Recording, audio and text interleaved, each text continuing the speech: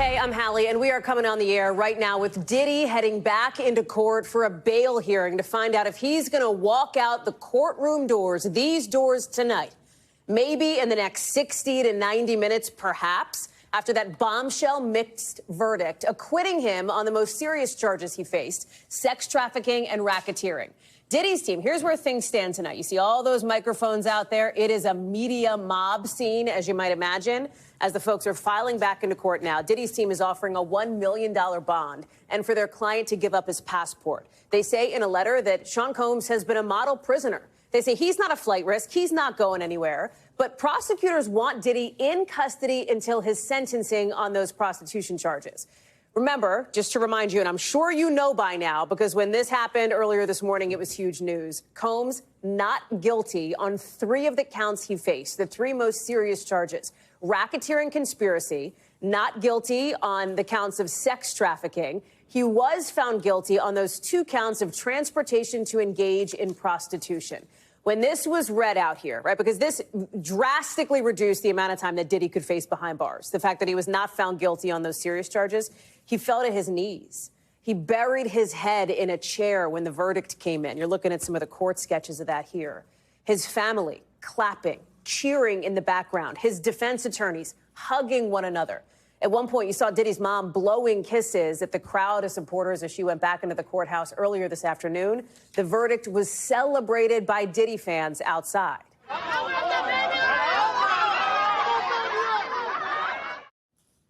Supporters there clapping and cheering, some of them dancing, some of them even covering themselves with baby oil. The government reacting to this verdict in a statement saying prosecuting sex crimes requires brave victims to come forward, saying they've prioritized a victim-centered approach to these cases. Danny Savalos is joining us with our legal analysis. Rahima Ellis is outside court in New York. Rahima, let me start with you, because here we are, 5:02 Eastern. We know that this bail hearing is going to be critical to determining whether Diddy is going to have to remain go behind bars for the sentencing or whether he can walk free. Yeah, that's absolutely right. And the prosecution is hoping that he does remain behind bars, despite the fact that the defense is arguing that he voluntarily turned himself into authorities back in September. And he has been behind bars for that amount of time, some 9 months. As you point out, the defense says he has been a model prisoner and that he's not a flight risk. He was willing to put up $1 million in bail, that he's turning over his passport, and that the private plane that he uses is being chartered out by someone else, so he doesn't have access to that. The prosecution, however, says that these crimes that he was found guilty of are serious, involving the point of transportation with an effort to engage in prostitution. I should also mention to you, we got a note from Dante Nash, a former stylist for Bad Boy Records, and he was the 20th witness to testify in this trial out of 34 witnesses, and he has asked the judge not to release Combs. He says that Combs has engaged in retaliatory behavior before, that he is concerned that it would not stop him from doing so again, particularly the fact that he was found not guilty of the most serious charges. And he says that he is concerned and fearful that it would be a horrible thing if the judge were to release him on bail, because it might mean people, and I suspect he's talking about himself, might be at risk. Hallie? Rahima, stand by for a second, because I want to go to Danny here. Can you talk through the considerations in a case like this that the judge is going to take into account here? Do we have a sense of which way the judge may be leaning based on comments in court? The sentencing guidelines seem to call for 4 to 5 years. Is this a judge that typically falls in line with sentencing guidelines? Because the judge will have a whole bunch of discretion here for this next piece.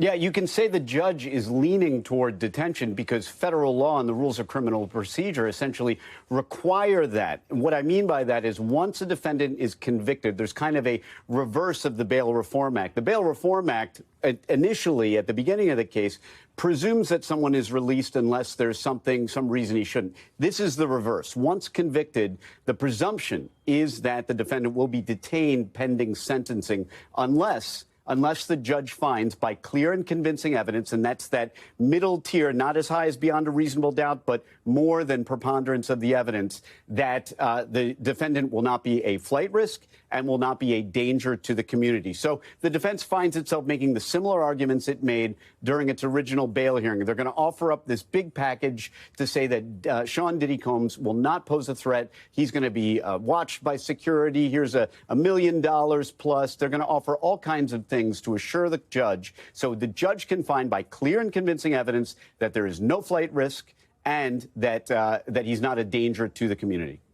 Just logistically, Danny, how long, and I should note here that according to our team, Diddy is behind the holding room door. The defense team is in. The prosecution has started filing into court as well. Again, this is going to start any second here. Are we thinking this isn't necessarily going to be quick, right, this bail hearing? No, I don't expect that it will be quick. It'll be similar to the bail hearing that they had at the outset of the case. It's really up to how much Judge Subramanian is willing to hear and how much he's willing to hear at 5 p.m. On a Wednesday before a holiday weekend. So that really, I mean, I'm not being glib. That really is a factor to consider because it's not just Judge Subramanian. It's his staff and everybody else who probably wants to get out of there. Okay, Rahima, let me go to you here because obviously this is all coming several hours, I want to say 6 hours or so, after the reading of that mixed verdict in which Sean Combs was found not guilty of the most serious charges he faced. And what an emotional whirlwind that seemed to captivate the courtroom based on what we've heard from you and our team who was watching this, that Diddy's family, you know, celebrating, but the prosecution seemed almost despondent, right? Yeah, they didn't have much to say at all. In fact, neither the prosecution or the defense have come and made any public statements. Not surprising because there is still more for them to do inside that courtroom. But the prosecution did issue a statement saying something to the effect that there are many sex-related crimes that still exist in this country, and that their process is to have them victim-oriented, that they will continue to pursue these cases on behalf of the victims. One of those victims, as everyone knows, is Cassie Ventura, who was a singer at 19 years old. She signed on to Bad Boy Records, and her attorney had this to say about what happened in trial today in terms of the not guilty and the guilty verdict. Just listen. We're pleased that he's finally been held responsible for 2 federal crimes, something that he's never faced in his life. Of course, we would have liked to have seen a conviction on the sex crimes in RICO, but we understand beyond a reasonable doubt is a high standard, and we're just pleased that that he still faces substantial jail time.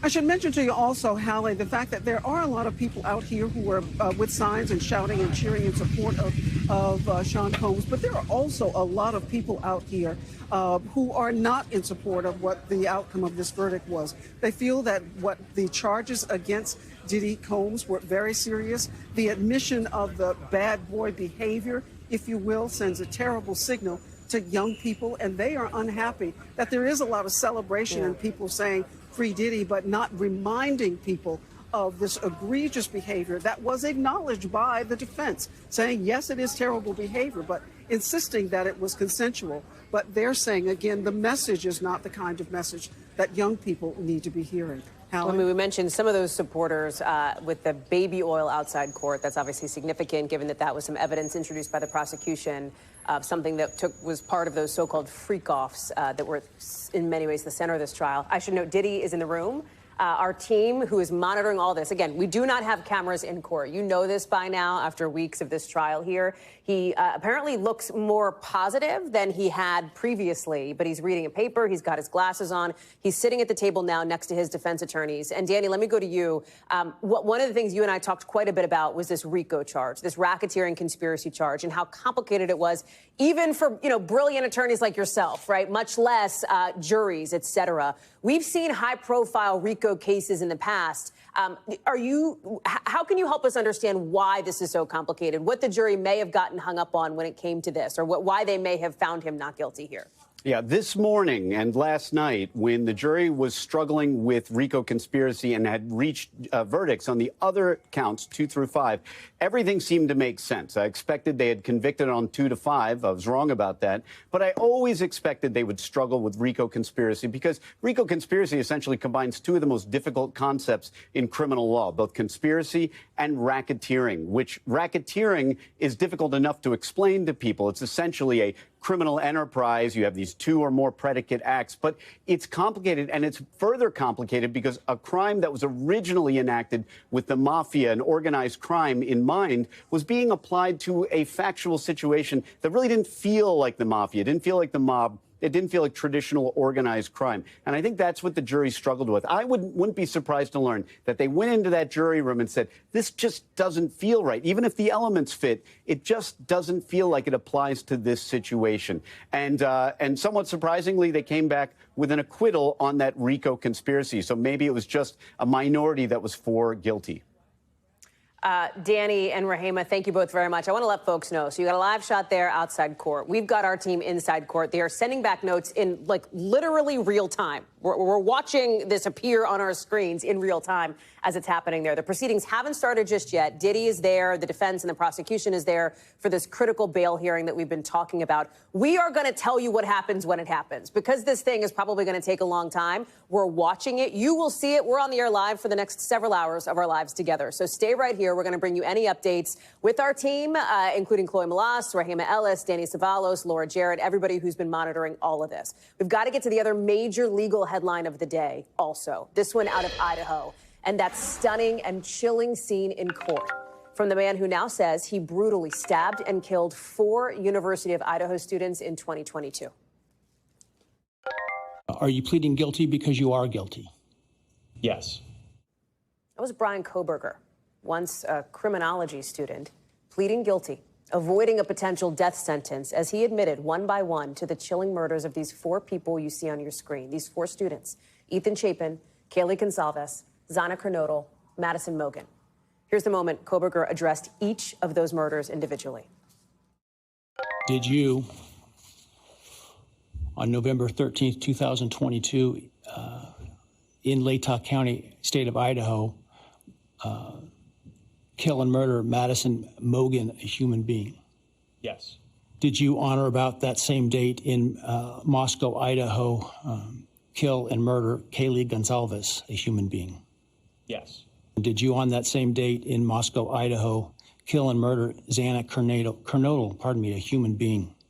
Yes. And then on or about November 13th, 2022, again in Latah County, Idaho, did you kill and murder Ethan Chapin, a human being?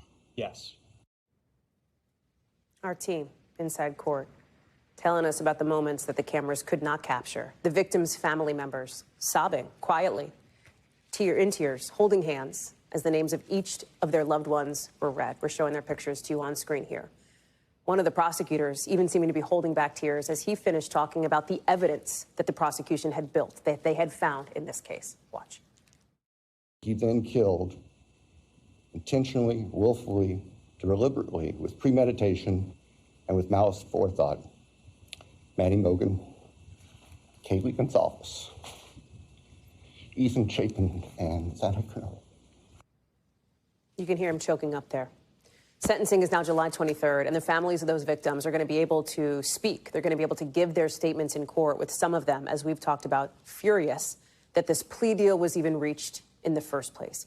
We've got team coverage on this one. Dateline's Keith Morrison is joining us. He has covered this case for years. Gotti Schwartz is also live for us in Boise, Idaho, where this is all happening. Gotti, let me start with you here.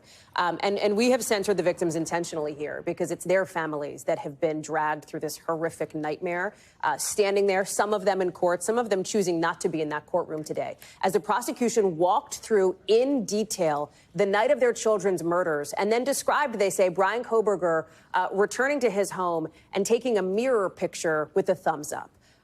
What did we learn about this case that we didn't know previously? Hallie, it's tough to say because so much has come out in this case leading up to this. The thing that really sticks out in my mind that I don't remember from before, and we'll have to ask Keith if this has come to light before, but it sounds like one of the big connective tissues in this case was a Q-tip.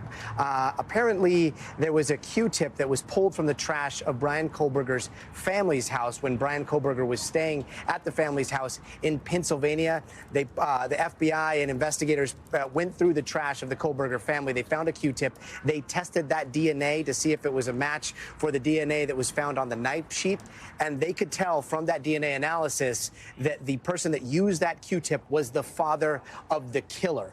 Then obviously a little bit later after that was the arrest of Bryan Kohberger, the extradition back here to Idaho. That one sticks out. There was also some description from the prosecutors in which they talked about how clean the apartment was, how clean the car was, how thorough Kohberger seemed to be in cleaning both of those things. I think we have a little bit of that if we can play that now. I can tell the court that the defendant's apartment in Pullman was searched, as well as his office. Spartan would be a kind characterization. There was virtually nothing there. Nothing of evidentiary value was found. But again, a lot of the details, the cell phone records that put him close to that house, and then the cell phone being turned off, allegedly. But when those killings happened and then turned back on, all of that was something that we've heard before. So really that Q-tip is what sticks out. Hallie? The question of motive is still something that is so prevalent here, I think, as these families, many of them are seeking closure. That is still an open question. We didn't hear much of that today. The prosecution was very cut and dry in laying out the details, the evidence. But talk through that piece of it and what we might hear at sentencing. That was what so many people were talking about right before this hearing started, praying that they were going to hear the why. Right? So we heard 3 words from Kohberger today. We heard, yes, he was guilty. No one forced him into this plea deal. And guilty. He said guilty 4 or 5 times. But that's it. Those were the 3 words. Families, people, court watchers, they were all gathered outside of that court room. And they were hoping that the judge, really the only person in the world at this moment that could ask Bryan Kohberger point blank, why? Why did you do this? They were hoping that question was going to be raised. That question was not raised. The judge kind of sticking to the script, going through the motions there and seeing if Kohberger, under his own volition, entered this plea deal. But that question of why was never asked. So at this point, we still don't know why. We still don't know where the murder weapon is at this point. And those questions linger for family members out here in Idaho. Hallie? Gotti Schwartz, thank you very much. Keith Morrison, let me go to you because we talk about the victims' family members here and the way that some of them were happy to see this closure, essentially. I mean, happy is the wrong word, but said that they at least wanted to not be dragged through this long trial and appeals process, et cetera. Right. Some of them are furious at the state of Idaho. You have spoken with so many people, Keith, over the last couple of years who knew and who loved these students. At the beginning of the conclusion here now, talk me through sort of what you're hearing and how you see it. Well, enormously difficult to be a family member of somebody in this kind of situation. Not only have you lost somebody who's so tremendously important to you in such a horrible and public way, but then you have to go through the public process again and again and again. And there are people who approach these things in different ways. You know, we all disagree about things. Most of the families seem to be, you know, in a balance of things, pleased that they don't have to sit through the really horrific stuff they would have to see and hear if this trial went forward, and appeals were heard. And one family was different, and that we can hear from him now. That was Steve Gonsalves, who had this point of view outside the court.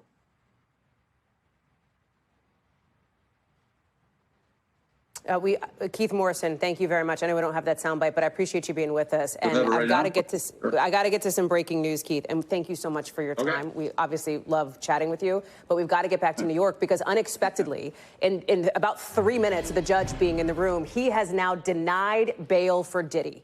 So bail is denied for Sean Combs. I want to bring in Misty Maris, our legal analyst. I want to bring back in Rahima Ellis. Rahima, what happened? Because I think as of about 6 minutes ago, the judge wasn't even in the room. This happened really quickly.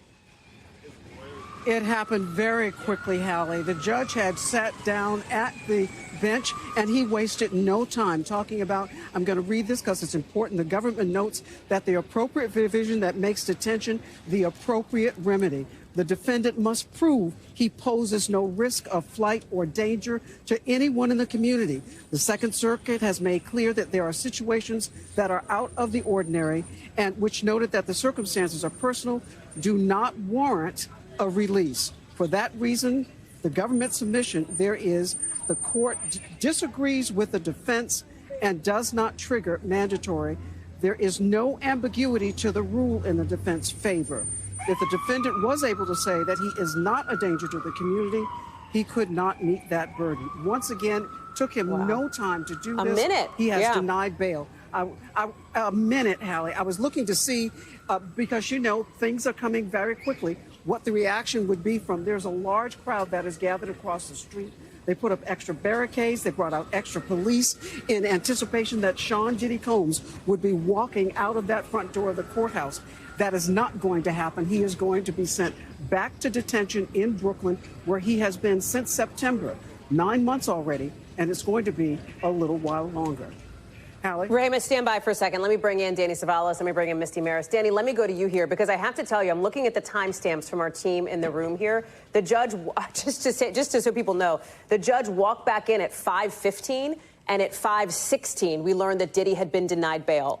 What you and I had just been talking about, how this may be a longer process. Was it that it was so convincing for the judge that Diddy should not walk free tonight? Like, help us understand the thought process here. You heard Rehema lay out some of what's happening in court as we speak. But how do you see it as a longtime defense attorney? Yeah, well, the law requires as a default that the defendant shall continue to be detained pending sentencing. And that default is only overcome if the defense can show by clear and convincing evidence, which is a high burden, that he is neither a flight risk nor a danger to the community. So the presumption really is that he is detained. I would have thought that Judge Subramanian would have entertained some argument on the issue. But, I mean, given that the default, the presumption is that he remains incarcerated pending sentencing, I'm not that surprised. And really, for Diddy, it doesn't make that much difference because he's going to get credit for the time he continues to serve. And his sentencing guidelines call for a sentence that is not in the stratosphere. So you could argue he's going to serve this time one way or another. He's going to get credit for it. And it could result, when he comes back for sentencing, believe it or not, in a possible time-served sentence. Although I don't know that that's likely, but it certainly is possible given my rough calculation of the sentencing guidelines. Misty, can I ask you a question? Because we're looking at, and again, this is, I should note, it's not over. These court proceedings are still happening. They are happening as we speak here. But the judge has announced this decision now that Sean Combs will be denied bail. But the judge is continuing to speak. These are not direct quotes, but I want to tell you what we're hearing from our team in the room, that the judge has now spent the last couple of minutes talking about this issue of domestic violence, bringing up in the judge's words here that at trial the defense conceded the domestic violence from Sean Combs here, Misty, pointing out that he was not charged with that. That was not part of the charges that he faced on their face here. How does that play into a judge's thinking here? Like, why would the judge be talking about Cassie Ventura and the other, of course, former girlfriend who testified anonymously under the pseudonym James? Why would that be coming up? Well, Hallie, this is a federal court case, and so this judge has sat through the entire trial. Let's not forget that he has been there throughout all of the testimony. And the two factors that Danny perfectly laid out is somebody a danger to the community? That's a factor. And then are they a flight risk? And when it comes to danger to the community, just because Combs was not convicted of those other charges, sex trafficking and RICO, doesn't mean that all of that testimony just goes by the wayside and all of the evidence just goes by the wayside. And that's why you see the prosecution laying out a lot of the violence, domestic violence, drug use, other illegal activities in their submission to the court relating to bail and using it to bolster their position that there is a threat and there is a danger. Let me just tell you what the judge has said here, Misty, and I want you to give your perspective on this. And then I see Chloe Molas has joined us as well. We'll go to Chloe, too. But the judge has said that as it relates to the domestic violence we've been discussing, and again, not a direct quote here, but the judge has said this type of violence sparked by anger is impossible to police with conditions, saying it's impossible for the defendant to demonstrate that he poses no danger to the community, Misty. So success on overcoming the sex trafficking charges by conceding to violence and domestic violence, and by conceding to a bad temper and fiery relationships, but a problem when you concede to that conduct for the purposes of this bail hearing and potentially a penalty when we're talking about sentencing. So not only is this relevant to the bail hearing that we're working through right now, some of these arguments we could see coming up again when prosecutors present aggravating factors. Okay, so Danny, let me go to you on that, and then I promise I want to get to Chloe because I know she's been in there. But Danny, how could that line of thinking, essentially, that we're hearing from the judge, going on to continue to say that he believes that Diddy, the government observes, continues to be a danger to others, how might that play into his sentencing? Is it possible we could see the judge go above those guidelines of 4 to 5 years? I believe the charges that he was found guilty on carry a max sentence of 20 years, although I think most experts think that's probably unlikely.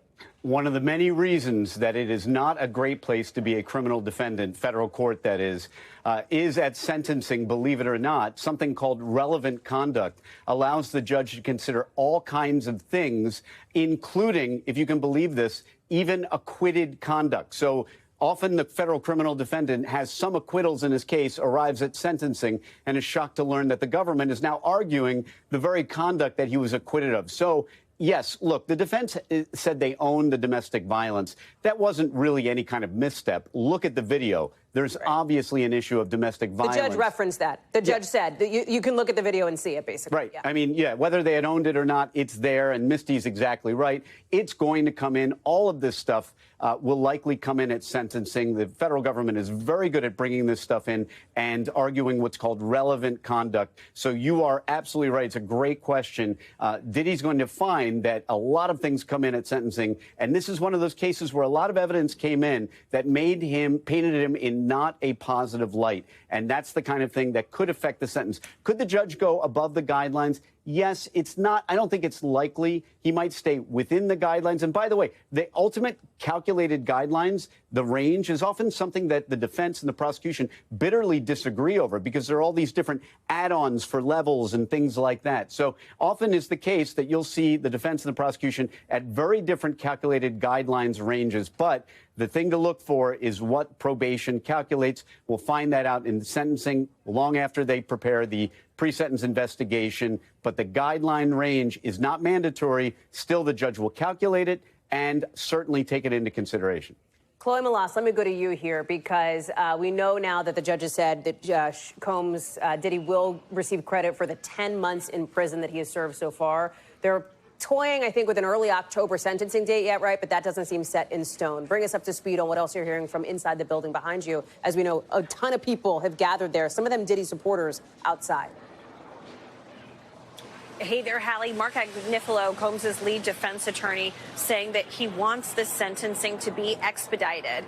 The judge saying that a pre-sentencing report takes time. They need letters from alleged victims, right? Cassie Ventura and others may want to write letters to the judge. We saw one come in today from Deontay Nash, a stylist of Cassie's, who testified about violence he witnessed at the hands of Combs while he was friends with Cassie and working with her. The judge said that obviously there is a great divide between the parties on sentencing, and he wants the two of them to confer. So like you said, sentencing right now is set for October 3rd. A lot of people gathered here in downtown Manhattan thinking that maybe they were going to see Combs walk out tonight. His team is inside, his publicity team, his 6 children, his mother, who has been here every single day of the trial. And we are expecting Combs' 8-person defense team. They've been dubbed the modern dream team on social media. They're going to be speaking in front of the courthouse tonight. We know that. Prosecutors are not going to be giving any sort of a press conference, but they did release a statement earlier today condemning, violence and supporting victims of sex trafficking and thanking everyone who testified and everyone that took part in this case. But again, I do want to point out to you that Combs' team is seeking around 30 months or less in prison with time served, right? And then the prosecutors, though, they're seeking upwards of 50 months. So there's obviously a big divide there, but it's ultimately going to be up to the judge who has sat in there, like Misty Mears said, every single day.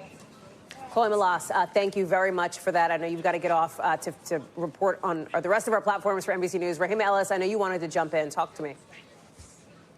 I do, because one of the things that the judge says that you had been pointing out, Hallie, I want to read to you what he said, which was part of his consideration for why he denied bail. He said violence against Jane, who was one of the women who he was accused of found guilty of in terms of transportation to engage in prostitution. He said violence against Jane in 2024 at a time when he should have known that he should have stayed clean.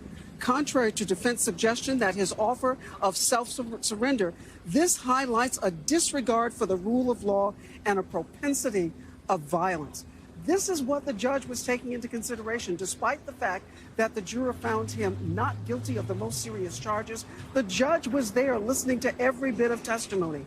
And the fact that in June of 2024, this is what happened. Remember, he surrendered to authorities in September of last year. And before that, that video from the Intercontinental Hotel in Los Angeles came out, and he was apologizing about all of this. So this is the kind of behavior that was very much in the forefront of the judge's mind as he's made this very critical decision tonight, when there are a lot of forces who are asking him to please release Diddy on bail while he is awaiting sentences, and others saying do not, because he has shown that he has a propensity for violence, and they were concerned what might happen were he to be released on bail. Hallie?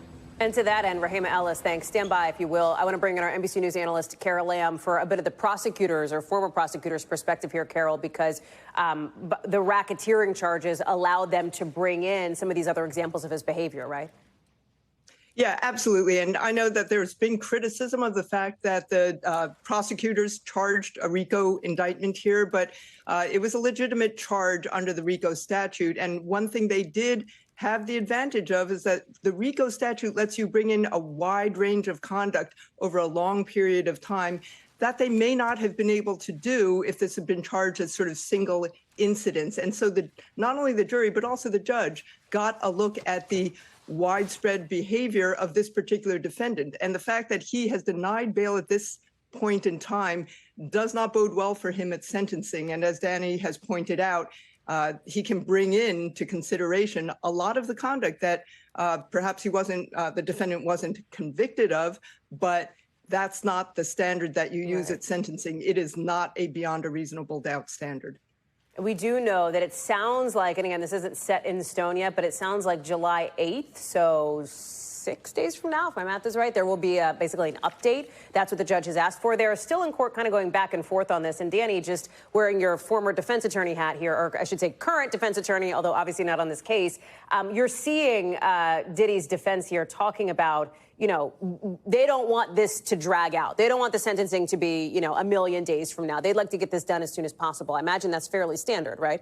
It is when your client is incarcerated, number one, incarcerated, number two, facing a finite period of time. I say that because in federal court, often we're talking about decades and decades, in which case it wouldn't matter. But Combs is not likely facing decades. He's not likely facing a handful of years on the high end. And really, it's possible that he could get a time-served sentence. So to some degree, this case, the time he's serving now, he's going to serve it one way or another, at least psychologically, because if he gets, 2 years, he's already eaten into a lot of that if sentencing is in October. Another thing just to keep in mind, too, the judge, I believe, still has that Rule 29, the motion for judgment of acquittal, that he's taking under advisement. Given his immediate denial of this bail pending sentencing motion, it kind of reveals to me how he feels about the case, and I think he's going to give him some real years. But most of these Rule 29 motions for judgment of acquittal, they're just denied outright. Right there. Danny, I'm sorry. That is so interesting to me, but I got to tell you, I need you to put that in even plainer English. Why does that indicate to you that the judge may be leaning towards the higher end here on the sentencing? Because one thing, if he had let Combs walk today, that would have shown me that he doesn't think Diddy, at least by clear and convincing evidence, which is what the statute requires, he doesn't feel Diddy is a danger to the community, and he doesn't think he's a flight risk. That would have been an unofficial preview to me that he didn't take this case as seriously. And the reason I say that is that in talking to people, lawyers and regular folks alike, the one thing I found is that people were pretty divided. Some thought this was a case that shouldn't have been brought. Others thought that Diddy was someone who belonged in prison for the rest of his life. And I wondered the entire time what Judge Subramanian was thinking. Was he thinking, you know, this is the kind of conduct that maybe shouldn't have been a federal criminal RICO case? Or was he thinking, hey, no, Diddy is exactly where he belongs? Because we really don't get to know what the judge is thinking on the case. And that, the fact that he immediately denied bail, at least unofficially indicates to me that maybe the judge thought this conduct was very serious, and it might mean that he's going to give him at least a within guideline sentence when we get to sentencing, as opposed to a below guideline sentence, which I'm certain the defense is going to ask for. Carol, from the perspective of somebody who has served as a judge, what is the process now for Judge Subramanian moving forward? He's asked for this status update. There's a lot of, I think, things to look at, but the defense has made the case in court. They're saying to him in the last couple of minutes, listen, you've sat through this trial just like everybody else, you know, sort of pointing out the judge is quite read in on the circumstances of this case. Yeah, well, the judge isn't going to depart in this case from normal federal criminal procedure, which usually requires about 11 weeks for the probation department to work up their report. In other words, they go wide and they go broad, they go deep, they go into the past to get a full picture of this defendant from people who know him well and his criminal history. They're going to do an in-depth discussion about him. And then they're going to look at the sentencing guidelines, as Danny has pointed out, and then they're going to come up with a recommendation, which the judge may follow or he may not follow. But it is a procedure. A federal judge is not going to go into a sentencing and just off the top of his head say, I think this person is good or bad, or, you know, I'm going to sentence him to this many years or that many years. He's going to have a good basis for that. That requires time. And I imagine he's going to give it the several weeks that is typical for a case like this. Rahima, let me go to you because we've been showing some of these live shots here, some of the live pictures of the crowd that has gathered outside court. I imagine it is bigger today or this week than it has been in the past, but I'm looking, you've got people who look like they've got their phones up. It looks like they're live streaming. It looks like they're sort of talking with people in the crowd. We saw some of the supporters celebrating when the word of that mixed verdict, those 3 not guilty counts came out. Tell us more about the scene outside court. Absolutely, Hallie. One of the things I want to tell you is that some of the streets have been blocked off. I don't know how far we can get down, if Tim can get down the street. Yeah, there is a long line of police officers who are lining the street. That is unusual. We have not seen that during the course of this trial. Also, all on the side of the street where the courthouse is, it is just rows and rows of spectators. Some of them, certainly you see all the cameras there. Some of them are people who are for Diddy. Some of them are not in favor of what Diddy has admitted to, and that is domestic violence. And others are people who have been passing by and just are curious about what might be going on. But absolutely, this crowd is much bigger. We have never had the streets closed off. Normally, this street is one that is very busy with all kinds of traffic, ambulances and police cars, and just pedestrians. You see a police car going here now. This tells you that something is happening here that does not normally happen. And that's the scene. And we don't know what it's going to look like. We do know that the defense has indicated that they will come out. His whole team of 8 defense attorneys are expressing that they will come out at some point and talk to people on the street, talk to reporters. And I don't think anybody's going anywhere until that happens. Hallie? Well, you're not, we're not, so I think you're probably right on that, at least as it relates to NBC News, Rahima. I'm Misty, not going anywhere. That's right. Let me go to you, Misty, here, because as I'm looking at the notes from our team, I want to ask you here, one of the things that Sean Combs' defense team is trying to do, as Danny has talked about, is get this sentencing date. Actually, I think we have Danny here. Danny, is get this sentencing date sort of on the calendar more quickly than not. And I think if we have Misty, I'll ask you this. One of the things that the defense is bringing up are Mann Act cases. Can you help us understand why those cases would be relevant here? Because the judge has now suggested, well, maybe there are reasons to have an expedited sentencing here. Why the focus on the Mann Act? Are we talking to Misty or me? Well, you, I guess. So okay, lay it on me, Danny. Go ahead. You got it. So the Mann Act is a fascinating law, and that's what Diddy was convicted of. Only the Mann Act. which is transportation for prostitution. And one of the critical considerations in sentencing is always what are other defendants getting for this conduct? And really, the U.S. Sentencing Commission publishes some very robust data. It's really impressive. You can find out what people are getting for that sentence in this district, in this circuit, which is several different states, and then nationwide. And what I often do for defendants is I try to figure out the best statistic to argue to the judge, hey, listen, most defendants are getting, let's say, 8 months or a year or something else, because federal law requires judges to consider what other defendants are getting for similar conduct. So the focus at sentencing is going to be or at least one focus is going to be, what are other defendants getting for Mann Act violations? And like I said, you can find all of that data. If you want to crunch through it, you can download it all and sift through it and figure out what similarly situated defendants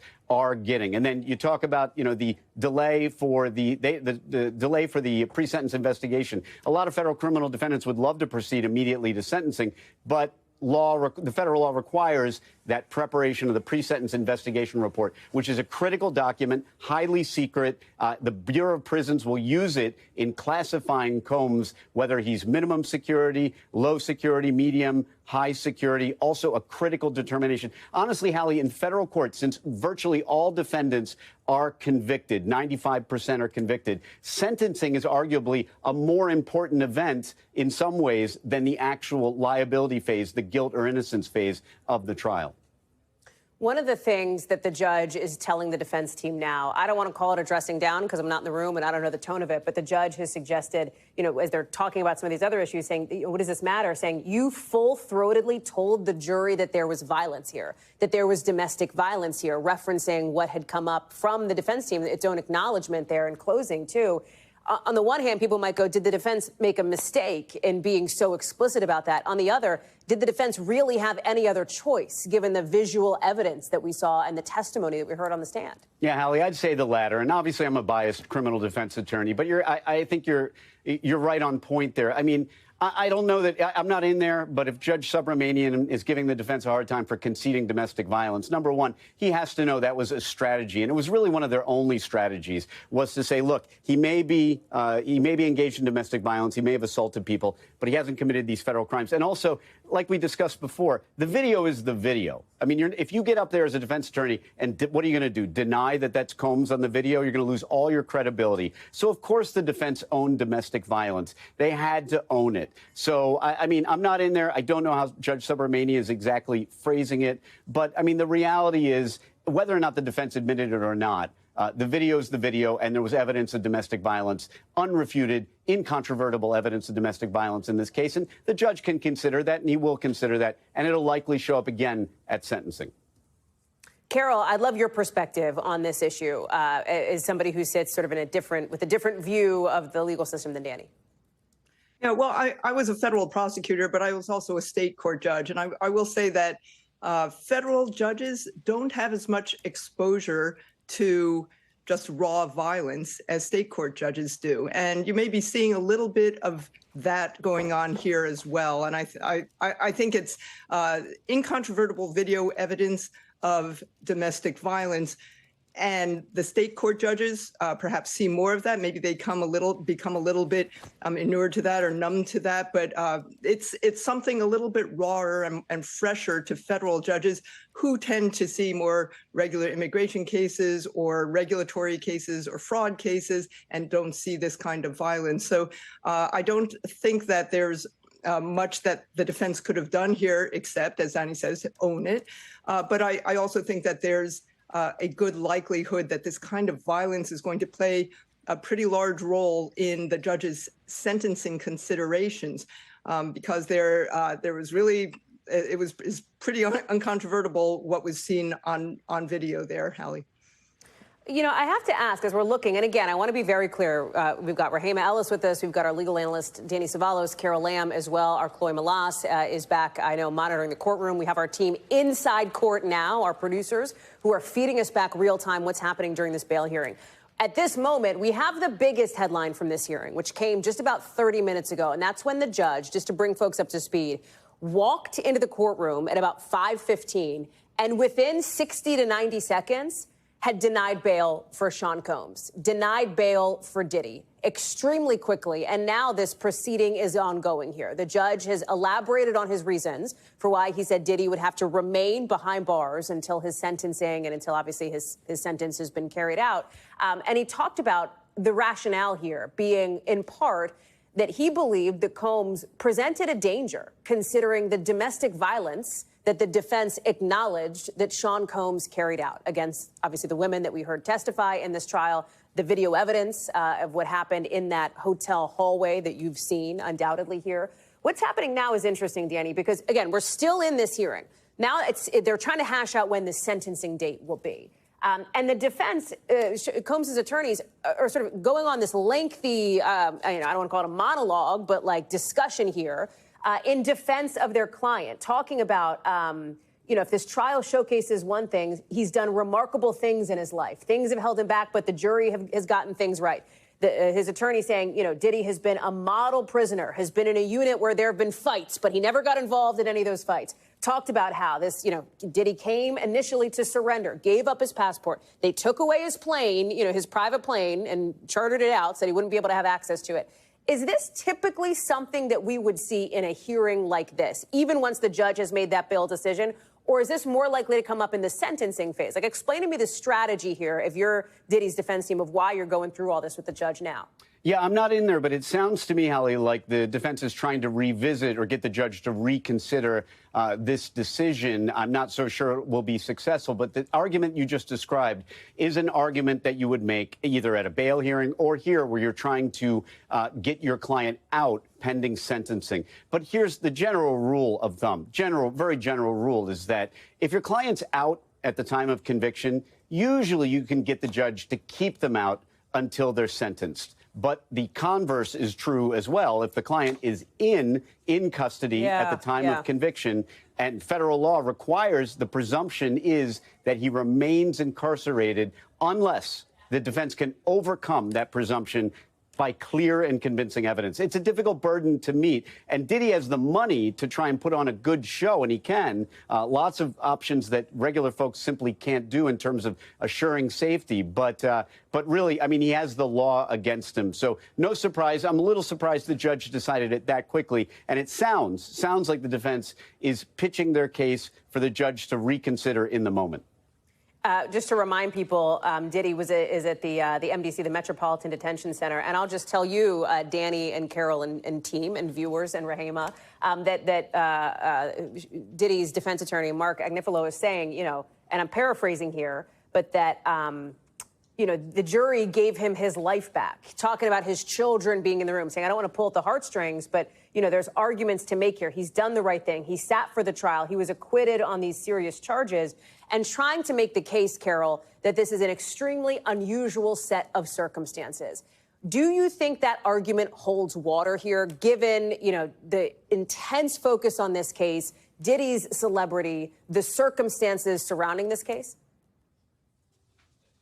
And I don't think it's going to make any difference to this judge. These extraordinary circumstances that you point to, that he's very wealthy, that he's been very, very successful, you can turn that right around and say, well, for all of those reasons, he should have been able to lead an admirable life and not engaged in this kind of conduct. So, as a prosecutor, we heard these types of arguments many times, and met them with a great deal of skepticism.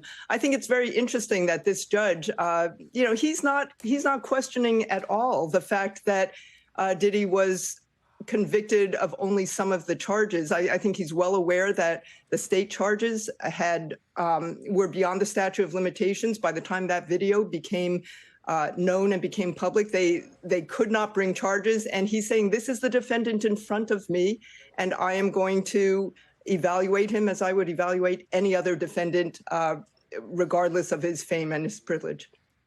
The prosecution is making the case now, and you have the lead prosecutor here, Maureen Comey, saying the only thing that's exceptional here is Sean Combs' wealth and what she calls his brazenness, essentially, saying that the statute is very clear. I will also ask, Danny, Would it be common for a defendant to address the judge at a hearing like this? Because that is a specter that has now been raised by the defense team. We don't think Diddy has spoken yet, but apparently Mr. Agnifilo said, Sean Combs would like to speak with you, to the judge. That would surprise me. I doubt that would be something that, I think Judge Subramanian might entertain it. It's not something that happens very often at this stage because it's a determination that's made by the judge based on the record, based on the evidence the judge just heard at the trial, and information provided by obviously both sides as to conditions that they can offer or bail that they can put up. I'd be really surprised if Sean Combs addressed the court at this stage. But my experience being before Judge Subramanian is that he is always willing to let the parties be heard, even if he's already maybe, in my mind, made up his decision. He's very civil. He's very willing to hear argument from all parties. He generally doesn't cut litigants off. And that's just been my personal experience with him. And I'm not just saying that because I've had cases before him. That is my experience. He's very cerebral. He listens to all sides. So if Sean Diddy Combs wants to speak, I wouldn't be surprised if Judge Subramanian let him speak. That's interesting. Is this also a typical way that this would proceed, where you now have the defense and the prosecution making their cases on bail and on the sentencing, even after the judge has indicated what his decision is? I think sometimes, doesn't that usually come at the end of these kinds of hearings? This time it came at the beginning. Yes, and that might just be a case of the judge came out, announced his decision, and maybe let them go on and essentially try to relitigate it, convince him to change his mind. I mean, that's not unheard of. Judge Lamb will tell you that litigants try to do that all the time. I have tried to do that. If I think it's an opportunity, if it's a ruling that I'm not happy about, I might try to mention it. Although you are right, Hallie, normally a judge's decision is final, and you risk drawing their ire. Even the ire of Judge Lamb, if you continue to pester them after they've already made their decision. But what I'm getting here, and again, we're not in there, my sense is that the judge, for whatever reason, is allowing counsel to continue to raise their issues. Both sides, prosecution, it sounds like, is the opportunity to speak, and the defense has had the opportunity to speak. I don't know that it will move the judge, given that the statute is the statute, I think, as one of the prosecutors said, and the law on this issue is very much against Combs. Well, it does sound like the judge has been unconvinced by the arguments that the defense has laid out. We heard the prosecution say, again, based on our team in court, that there is no reason for you to reconsider your ruling. There's nothing exceptional here except for Diddy's criminality, she says. The judge went on to say then, just in the last 30 seconds here, that the application for bail is denied for the reasons that he said. So it appears as though here we are, about 50 minutes after court was supposed to begin, 35 minutes after the judge walked into the room, and Judge Subramanian appears unconvinced by the arguments that the defense team has posed as to why Diddy should walk free tonight. Now, Carol, that is not to say that we will not see Sean Combs walk free at some point. Obviously, given what these sentencing guidelines are, it is possible, right, that he could get parole at some point after he's sentenced. It's possible he'll serve out a sentence if it is, in fact, the 41 to 53 months that it feels like we may see here.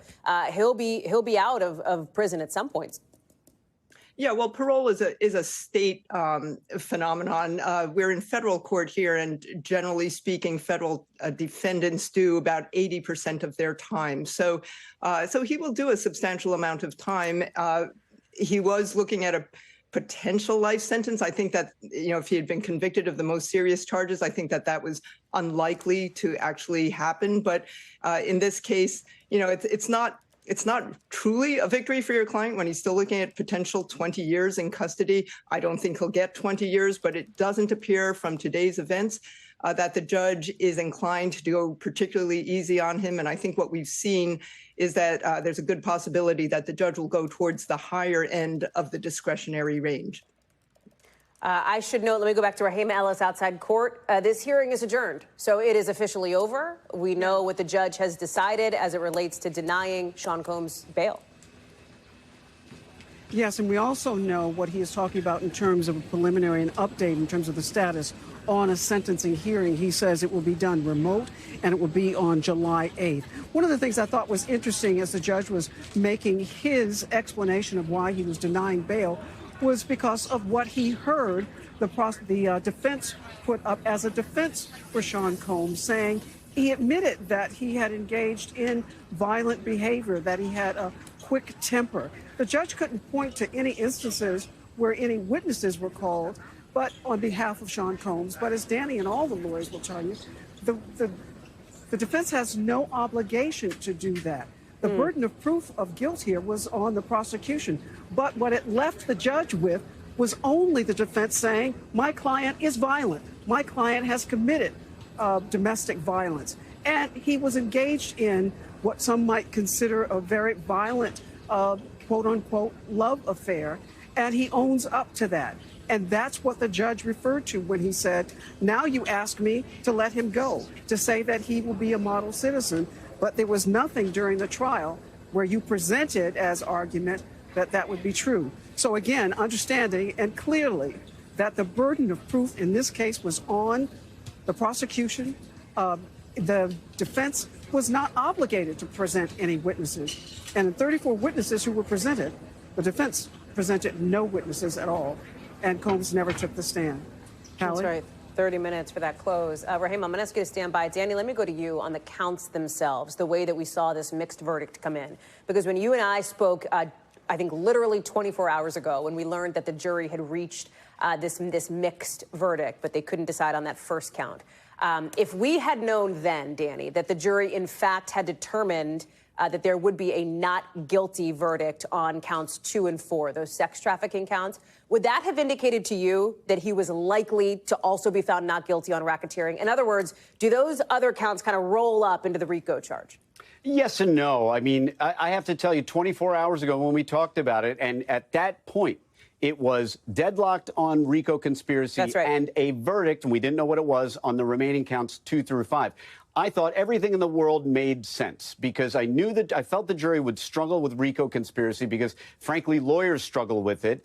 And I felt that the evidence, at least as to counts 3 and 5, was really a no-brainer in that transportation for prostitution, the Mann Act, the only thing he was convicted of, requires interstate transportation and prostitution. They had definitely put in enough evidence for a guilty verdict on that. So I assume that the next step, and I'm oversimplifying trafficking, but the trafficking is very similar to the Mann Act, to the transportation for prostitution. It really adds an additional element of force, fraud, or coercion. And I felt that the government had put in evidence of force, fraud, or coercion, enough at least to find him guilty. So it seemed to me the reasonable assumption was that those 4 verdicts would all be guilty. And yes, because of that, I thought that the last domino to fall, if there were 4 guilty verdicts, it might be an easier lift to convince any remaining jurors to find guilty on RICO conspiracy. But it turns out it was quite different than we expected. And here we are. What a difference a day makes.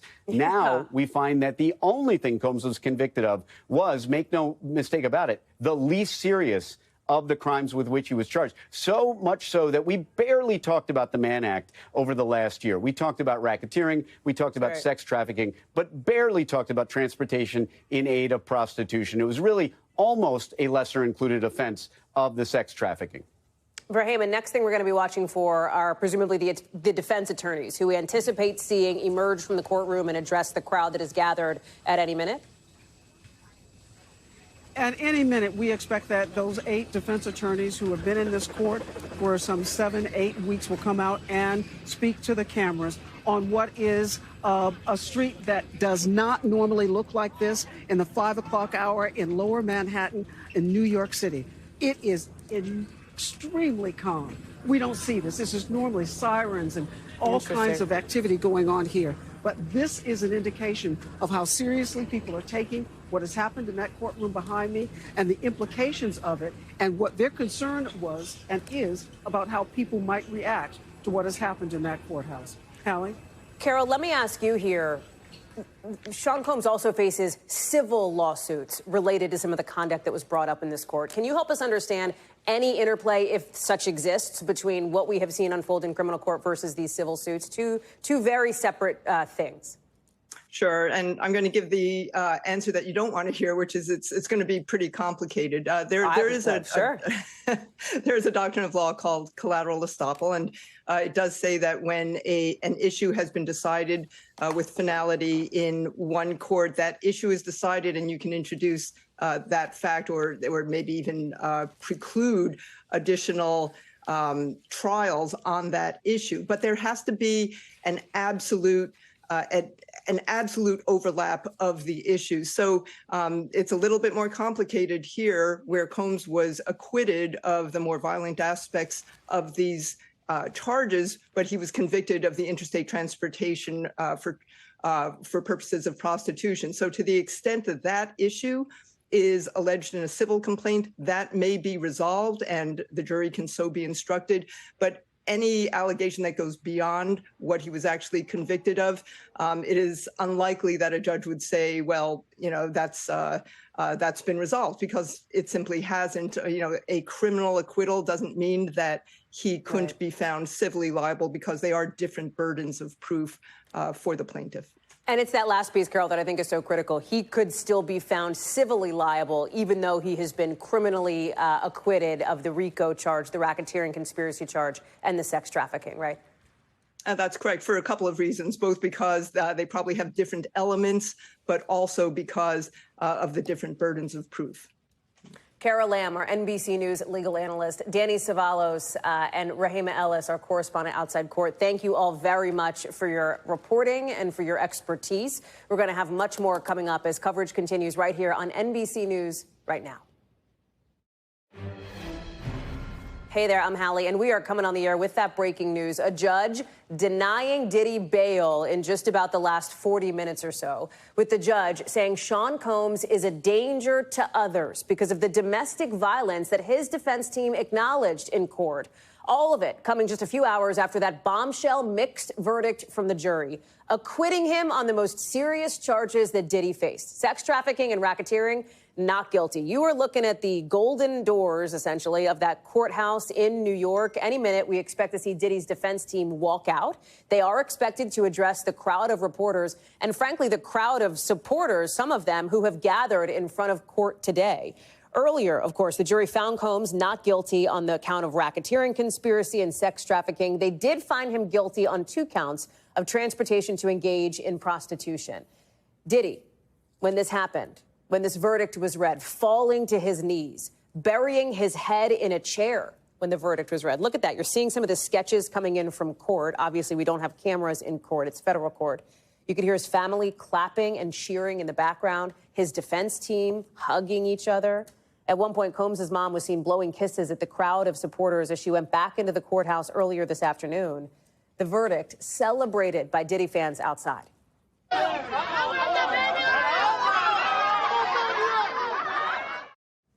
You see supporters there clapping and cheering, some of them dancing, some of them even covering themselves with baby oil, obviously significant considering that was introduced in this trial as evidence of part of those so-called freak-offs. We've got team coverage tonight. Danny Savalos with our legal analysis, Rahima Ellis live for us outside court. So, Rahima, bring us up to speed, because the court proceedings have ended now for the evening. In fact, they've ended now until, I believe, next week, when the judge is looking for a status update after denying Diddy bail.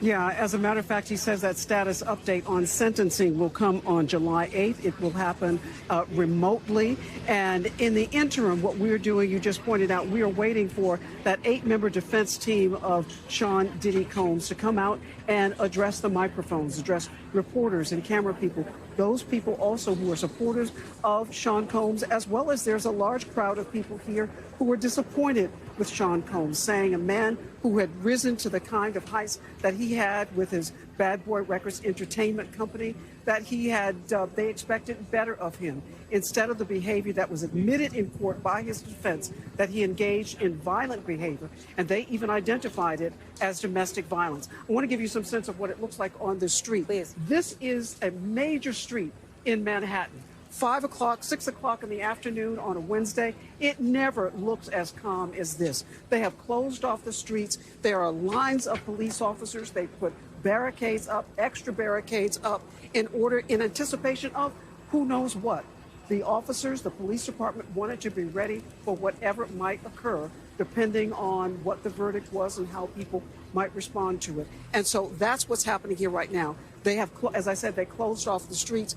And this is probably going to remain this way until the family leaves and until the defense team of Sean Combs comes out and addresses this crowd, expressing, I would expect, that they are pleased with the not guilty verdicts that were found in his favor, but also maybe some disappointment that the judge has denied bail because they say that they were arguing that he has been an exemplary person in jail since he's been in jail since September 9th. They argue that he is not a flight risk. They argue that they're willing to put up $1 million in bond. They also say that his passport's been surrendered. They are also saying that he doesn't have access to his private plane that would have given him an opportunity to leave the court system, if you will. And so their argument was he should be released on bail, but the judge was not seeing it that way. Yeah. It'll be interesting to hear exactly what the defense team says when they come out. A short time from now, we hope. Hallie? We know that his lead defense attorney told the judge that the jury gave Diddy his life back, essentially. The prosecution obviously had a very different take, saying that they believe that Combs is exceptional only in his wealth, his brazenness, as they put it, his criminality, as they put it as well. Inside the courtroom, when this verdict came in, Rahima, and even as we've seen in just the last hour at this bail hearing, there's a lot of, if not emotion, at least perhaps emotion under the surface here, with the defense team appearing nearly jubilant when the verdict was read, and the prosecution almost despondent. Absolutely. In fact, there were tears shed in this courtroom, even by the members of the defense team. Sean Diddy Combs got down on his knees. He put his head in the chair as if he were praying.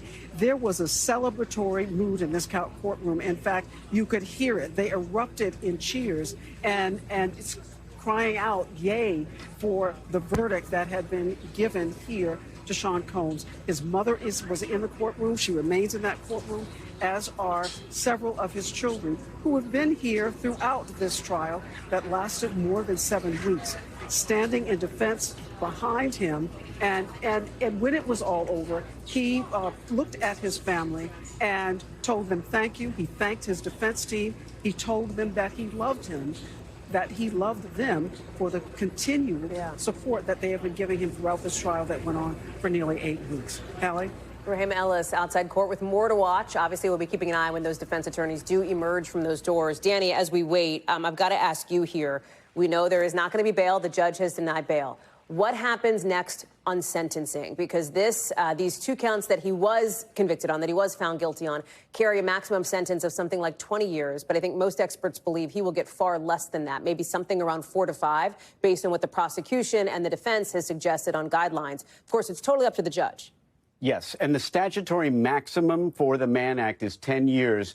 And if you consecutive those sentences, as in run them end to end, then technically he could get 20 years. He's never going to get that. He's going to get something far less. The sentencing guidelines, and I did just a loose calculation, the sentencing guidelines are separate from the statutory minimums and maximums.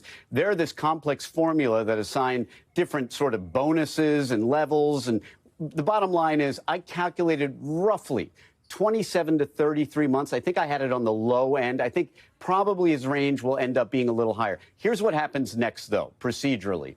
The next thing before sentencing is that Combs will meet with a probation officer, and that probation officer will interview him to prepare this pre-sentence investigation report, which is a long document that delves deep into the defendant's life and history and the crimes. And the judge will use that. It'll be very confidential. We will never see it. I'm certain of that.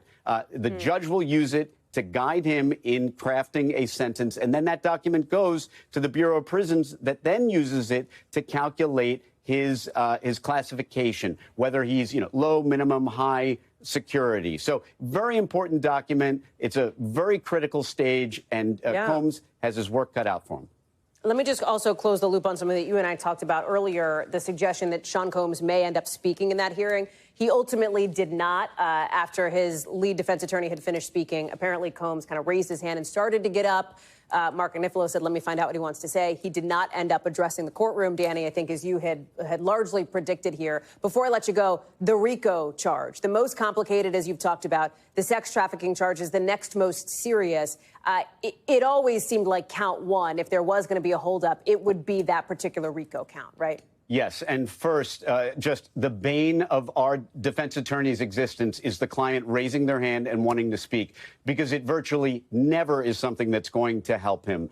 That is when, as soon as I heard he was doing that, I realized my suspicion is his attorneys were not aware that he wanted to speak. And this was not the time to speak, although he has an absolute right of allocution at his sentencing. He can speak at his sentencing. He does not have to most of the time. Most of the time, defense attorneys tell their client that it is probably better not to speak. So as we move towards sentencing, very likely Judge Subramanian has signaled that he's going to give him something, maybe not the minimum, but something.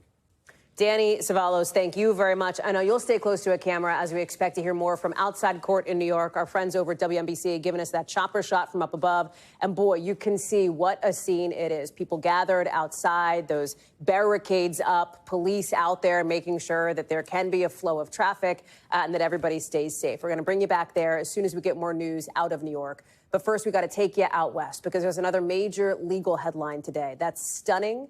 That chilling scene in court in Boise from the man who now says he brutally stabbed and killed 4 University of Idaho students in 2022. Are you pleading guilty because you are guilty? Yes. That was Bryan Kohberger, once a criminology student, pleading guilty, avoiding a potential death sentence, as he admitted one by one to murdering the 4 people you see on your screen. Ethan Chapin, Kaylee Gonsalves, Zana Kernodle, Madison Mogen. We're going to show you the moment Kohberger addressed each of their murders, the moment that the judge said each of their names and that Kohberger acknowledged killing them. Did you, on November 13th, 2022, in Latah County, state of Idaho, kill and murder Madison Mogen, a human being? Yes. Did you, on or about that same date in Moscow, Idaho, kill and murder Kaylee Gonsalves, a human being? Yes. Did you, on that same date in Moscow, Idaho, kill and murder Zana Kernodle, a human being?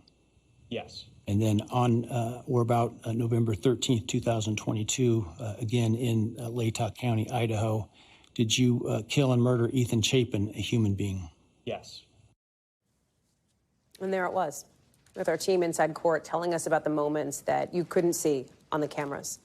The family members of these victims who you're seeing here, sobbing quietly, tears running down their faces, holding hands as the names of their loved ones were read and said out loud. Even a prosecutor, the lead prosecutor, holding back tears as he finished laying out the evidence that they had built in this case if it were to go to trial. Listen to this.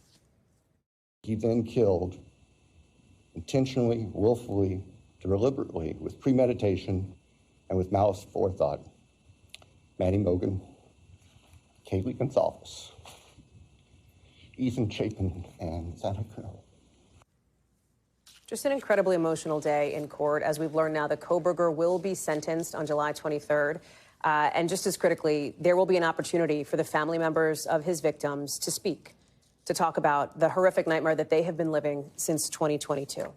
I want to bring in Liz Kreutz, who was there for all of it. She's live for us in Boise, Idaho. And Liz, we heard the prosecution walk through some of the evidence that they would have presented at Kohberger's trial. They talked about this moment where after killing these 4 students in their home, he then returned, took a picture of himself in a mirror with a thumbs up, and the family was listening to all of it, at least some of the families, the ones who decided to be in the courtroom today.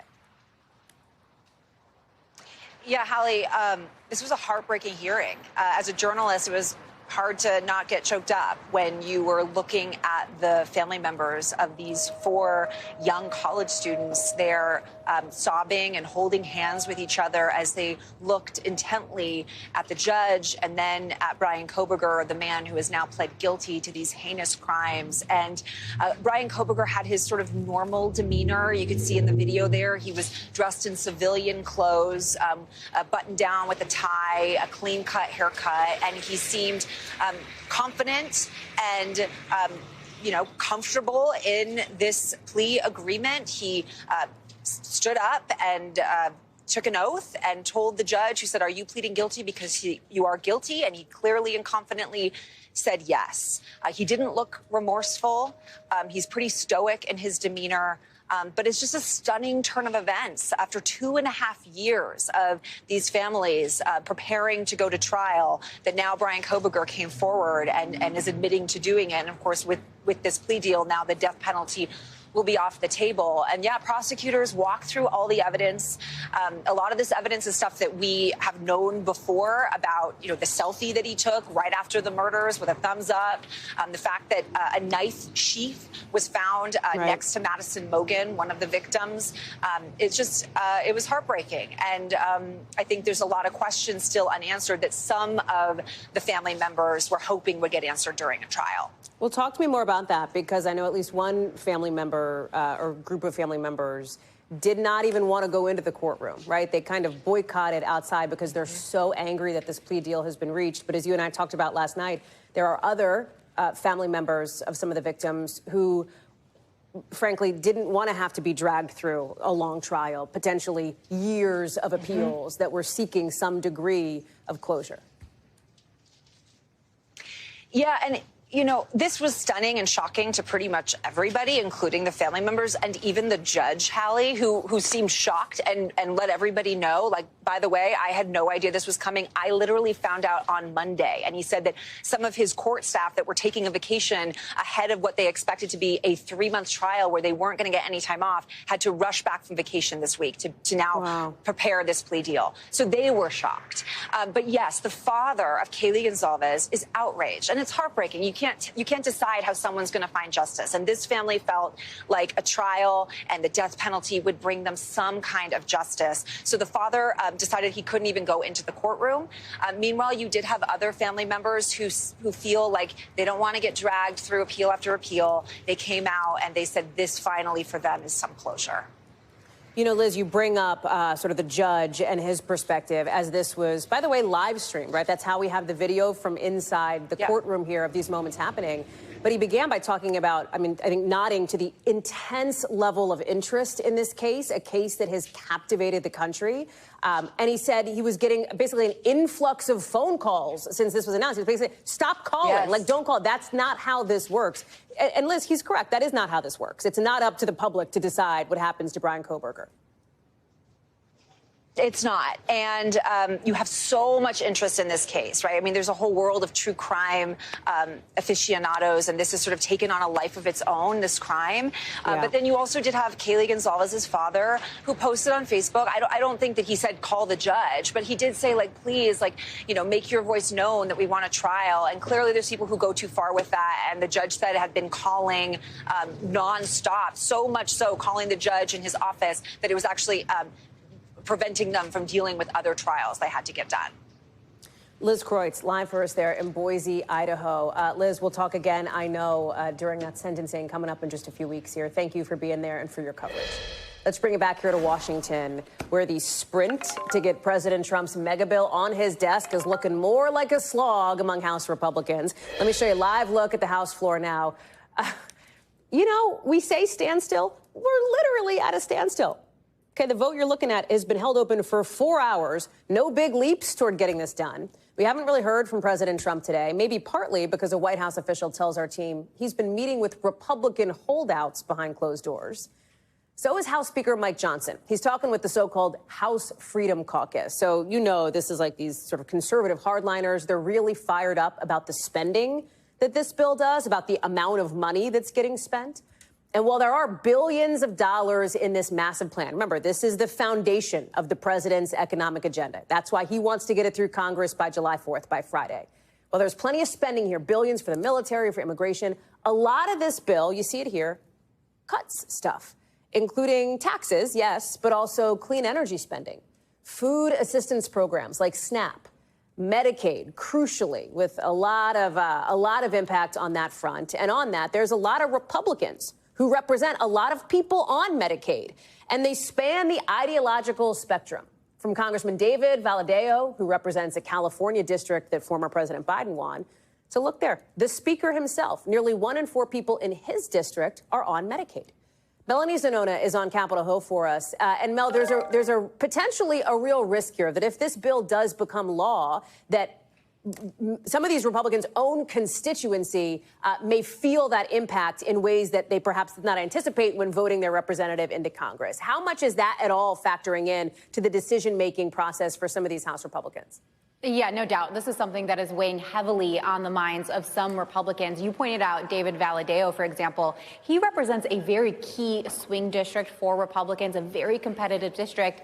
He also has the second highest share of Medicaid recipients in the entire country, Republican or Democrat. So he has really been wrestling with his decision. He put out a statement saying if that Senate bill had passed the way it did, that he was going to be a no vote. And I tried catching up with him earlier today to ask him how he's feeling, and he wouldn't even talk to me.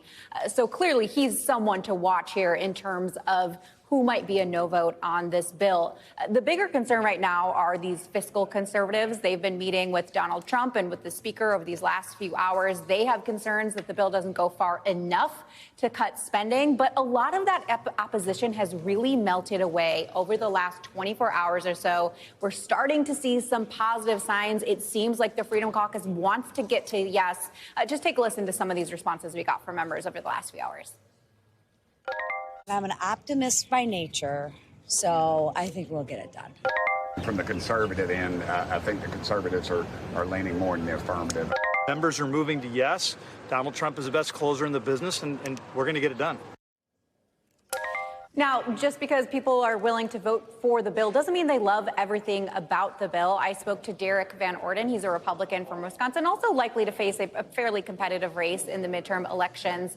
And he said that he does not love everything about this bill. And he also pushed back on the idea that they were just falling in line behind Trump. Listen to this quote, or look at this quote he said to me. He said, "The President of the United States didn't give us an assignment. We're not a bunch of little bitchs. I'm not going to say that word around here, okay?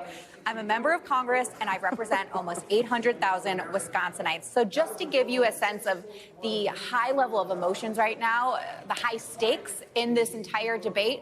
Ultimately, though, GOP leadership confident they're going to get to yes. How this impacts them electorally, though, remains to be seen, Hallie. Quite the quote, Mel Zanona. I mean, and to your point here, right, like if leadership is confident they're going to get to yes, fine. But the reason we're talking about these individual members is because the margins, let's just remind people, the margins are so close here. You know, we're not talking about dozens of Republicans that would need to defect. We're talking about quite literally a handful. And that's something that the House's top Democrat referenced as well. Here's Hakeem Jeffries. All we need are 4 Republicans to join us in support of their constituents, to have John McCain-level courage and stand up in defense of the health care of the American people. Mel, I mean, he's referencing, of course, that now infamous thumbs down from John McCain on that critical vote during the first term there. More importantly, if this is, in fact, a matter of when, not if, this bill passes, as Speaker Johnson's team, based on your reporting, seems to think, there is an open question of, and I know the midterms are still a while away, but Democrats messaging on this for the next 16 months, hammering Republicans for effectively doing something they said they would not do, which was, you know, cut Medicaid. Yeah, that's absolutely right. I mean, Democrats certainly are going to make this a centerpiece of their campaigns to win back the House in 2026. In fact, I'm told that the House Majority PAC, which is the super PAC aligned with House Democratic leadership, is already planning on cutting some ad buys targeting key Republicans in key districts for voting or likely voting in support of this bill, just to give you a glimpse of the playbook that Democrats are already baking on. The argument being that Republicans, what they're going to say is took away your health care and kicked people off Medicaid in order to finance tax cuts for the rich. But I've talked to a lot of Republican leadership over the past few days about how they're going to message this bill. They feel like they do have something to sell, that if they can talk about the people that they are targeting in Medicaid, waste, fraud, and abuse, that does resonate with the people more and that it is more popular. But that can be a much tougher argument to make. This is certainly going to be quite the showdown between Democrats and Republicans in the next election. Melanie Zanona live for us there on the Hill. Mel, thank you for being there. Let's talk about a little bit of trouble for Tesla tonight after a drop, a pretty sharp one, in the cars that it sells. Down more than 13% from a year ago, with the company's stock overall down 22%, a company that you know Elon Musk runs. A couple of things at play here. Okay, Tesla's facing a ton of competition from EV makers in China. They're selling newer, cheaper EV models. But there's also the political backlash against Musk. Remember, earlier this year, Tesla cars, dealerships, charging stations, et cetera, were vandalized as Musk was in charge of that Doge team for President Trump. All of that, of course, despite that big, beautiful blow up, you could call it, over this mega bill, the friendship deteriorating essentially in recent weeks since then. Let me bring in Christine Romans, who's got more on this. Hey, Hallie, deliveries down, but the stock up, at least for the day. So what happened here? Well, they outperformed what was pretty low expectations on Wall Street for how well it would do in terms of deliveries. That's the metric that investors really look. How many cars did Elon Musk and Tesla build and deliver in the quarter? And that number was 384,000 cars in the second quarter. But that was down something like 61,000 cars compared with the year before. And so you have 2 quarters in a row of declining deliveries. And that shows what many investors have been worried about, that there's a lot of demand destruction, essentially, from the Washington antics, investors would say, of Elon Musk. And there's also really big global competition, especially Chinese competition for EVs. So this is like the twin problem at the moment. So why in the world is the stock up? Well, the stock's up because expectations were pretty low on Wall Street for how the company would do in the quarter. And quite frankly, the company coming into today's session, the stock was down something like 26%. So this is something that it's already been beaten down quite a lot. So you saw the stock bounce back just a little bit here today. But really, a lot of big investors have been begging Elon Musk to get out of Washington and go back to the C-suite, go back to the helm of Tesla, and really get back to basics in building these cars and selling them at a time when Chinese competition from a company called BYD is really, really big. So there you have it, a bounce back in the stock for today after what's been a pretty tough half of the year for Tesla and Elon Musk. Christine Romans, thank you very much. A whole lot more to get to on what is already another very busy news night, including at least 7 people unaccounted for. Look at this. After a fireworks factory explosion, what we know now about this very urgent search to try to find them. Plus, a mystery in the Caribbean, the latest on an American tourist who disappeared in Turks and Caicos.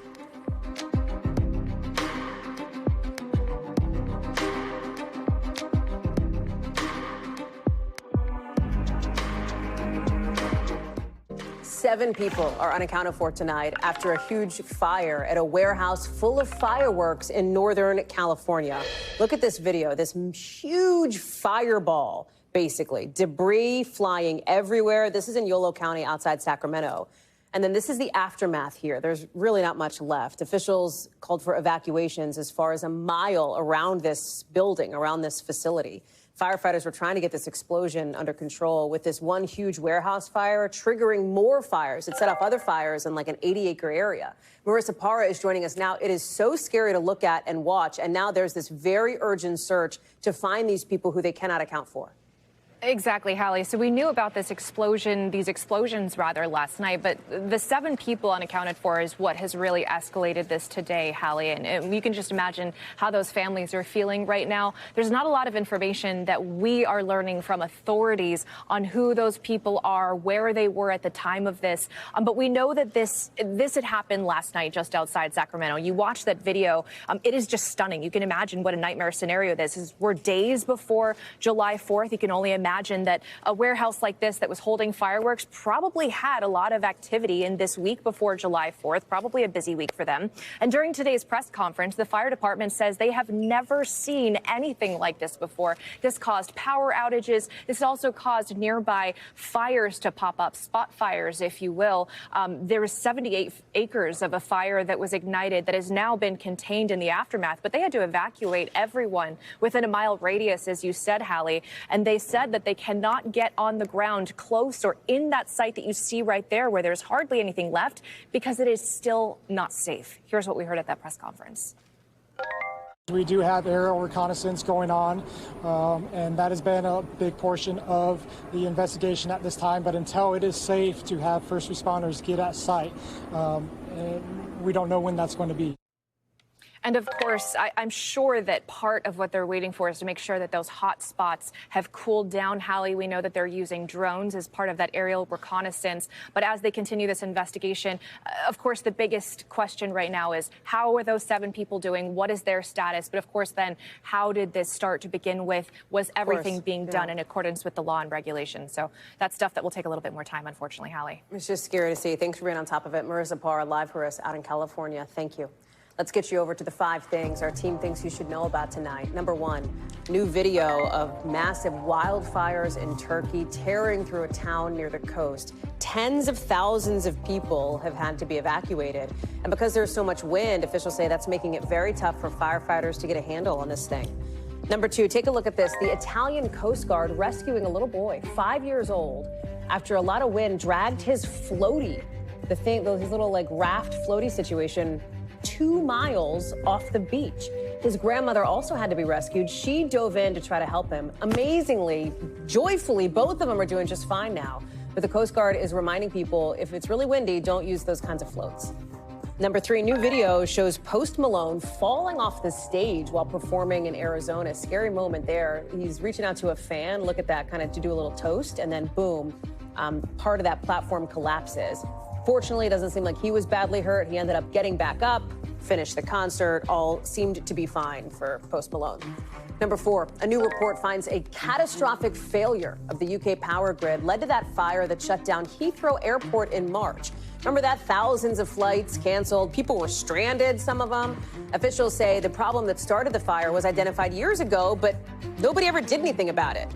That's why Heathrow is now considering legal action, a.k.a. maybe a lawsuit. A spokesperson for the grid operator says it has taken action since that fire. Number 5, if you know basketball, you probably know Red Panda, but she had to be taken off court in a wheelchair overnight after she fell off her unicycle during the WNBA Commissioner's Cup final. But you know what? She got a lot of cheerful get-well-soon videos from people like Caitlin Clark and her teammates sending Red Panda some love after their win. No word yet on how badly she was hurt, but a lot of folks are hoping she'll be back on the court very soon.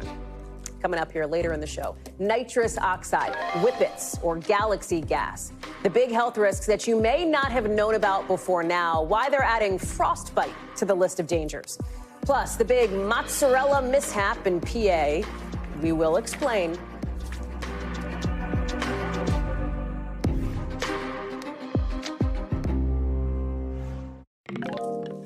Some new developments tonight showing a literally chilling risk to an already dangerous drug. We're talking about nitrous oxide. You probably know it as whippets.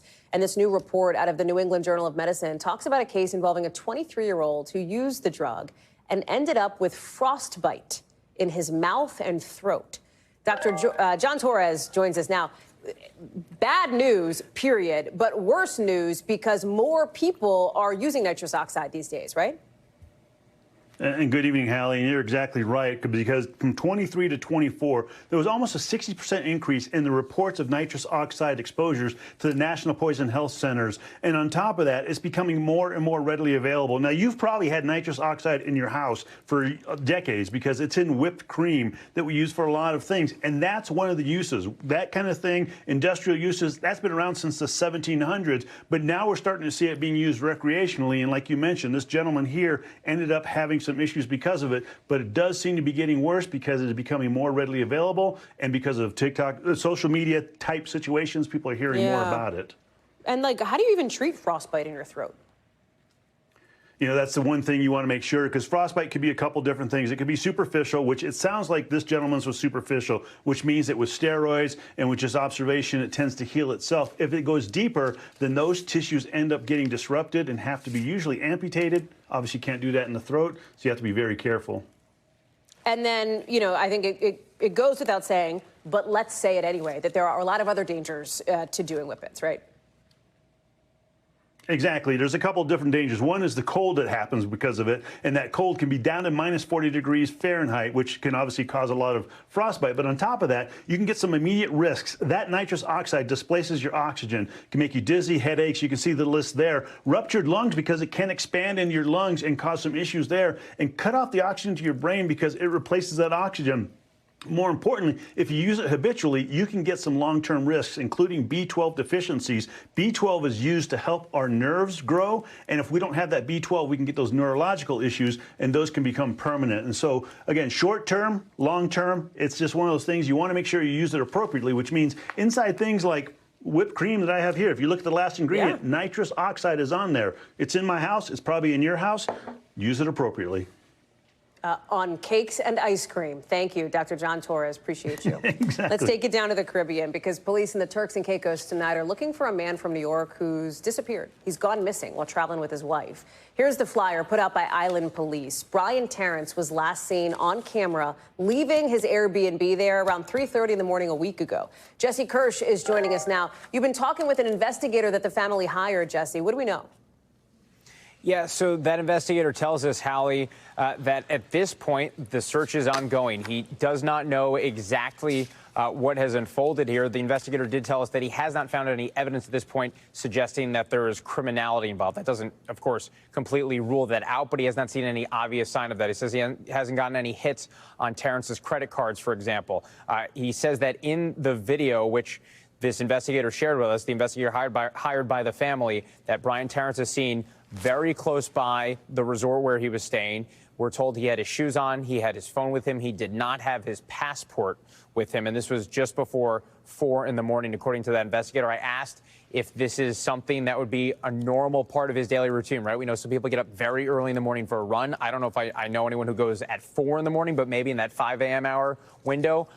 Terrence's wife, according to the investigator, says that was not part of his normal routine. And according to his wife, through the investigator, who was acting as a family spokesman as well, the couple apparently the night before this happened had come back from a boat trip during the day.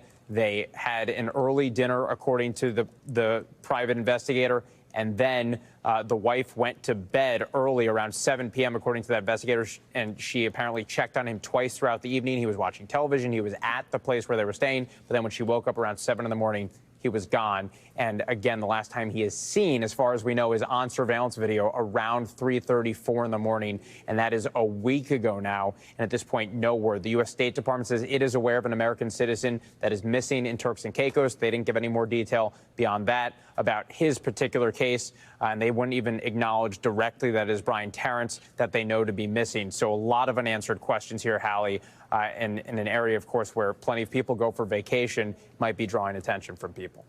Yeah, popular tourist spot for sure. Jesse Kirsch, thank you very much. NBC News covers hundreds of other stories every day, and because it can be tough to read or watch or listen to them all, our bureau teams have done it for you. This is what they tell us is going down in their regions in a segment we call The Local. Out of our Midwest Bureau, the Wisconsin Supreme Court today formally striking down a near-total abortion ban that dates back to 1849. Technically, it had gone back into effect after the Supreme Court overturned Roe versus Wade a couple years ago. But the ruling does leave in place a more recent law there, allowing more abortions until about the 20th week of pregnancy.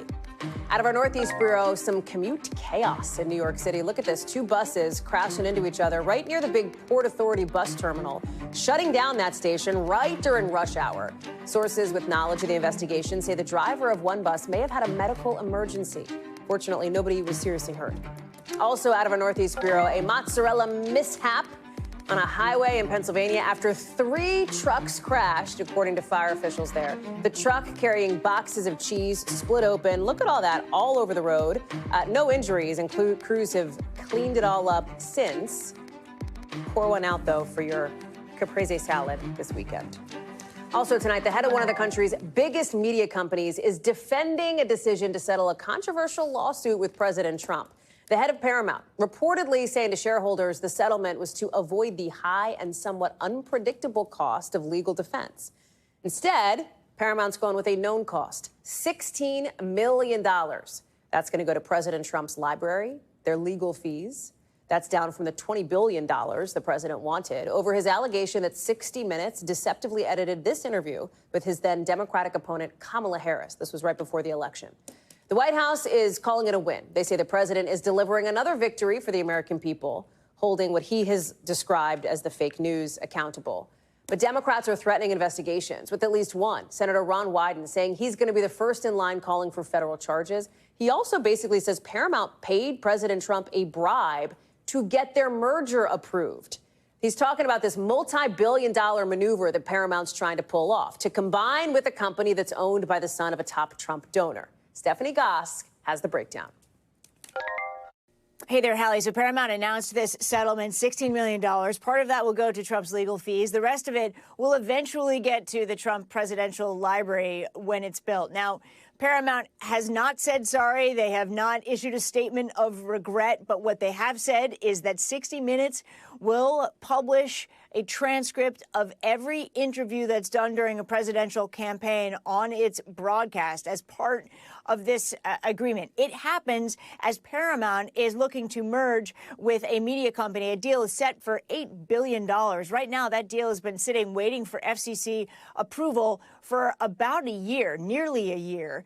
Many have made a connection that there's something connecting these two incidents with themselves. Paramount says that that is not the case, that this settlement was not reached to try to push that deal forward. You know, this comes after a year where Trump has been incredibly litigious against private companies, specifically social media companies and media companies. More than $60 million in settlement money has come his way, most notably that ABC News settlement for roughly the same amount of money and the same terms, more or less. And that was over some on-air comments made by George Stephanopoulos on his show. That settlement came with a statement of regret from ABC News, unlike this one from Paramount. Hallie? Stephanie Gosk, thank you very much. I want to take you back to New York City. We've been talking about the bombshell verdict, now mixed verdict, for Diddy. Of course, the jury finding him not guilty on the most serious charges he faced, guilty on 2 counts of essentially prostitution-related charges. He was also denied bail, and I want to play this now because it looks like his defense team has emerged now from court. Let's listen in.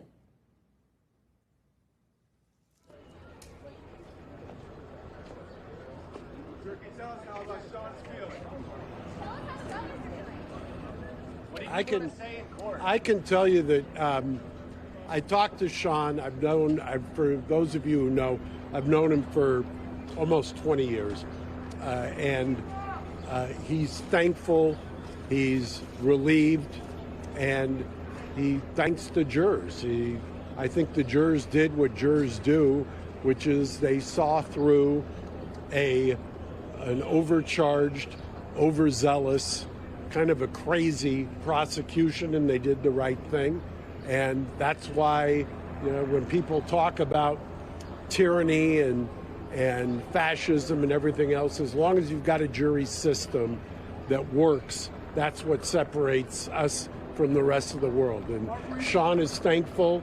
As a helicopter parent, I couldn't be prouder, and I'll let them talk. I don't want to steal their thunder. Were you surprised, though, that he was denied bail? That doesn't really, the bail, I think, is besides the point. He was acquitted of the trafficking. He was acquitted of the RICO. Those were always, I thought, as an observer, a ridiculous use of taxpayer resources. This case was never what it was made out to be. This case was ridiculous in so many different ways, and I'm just thankful that the jury saw through it. But he's still facing prison time. Sean is, you know, the interesting thing about prison is it's a timeout, and he's had a lot of time to reflect, and he's in a good place mentally, And frankly, I'm proud of him. And by the way, for those of you who may miss it, the defense didn't put on a single witness. The defense tried their case within the prosecution case. And at the end of the day, it's a colossal failure by the prosecution.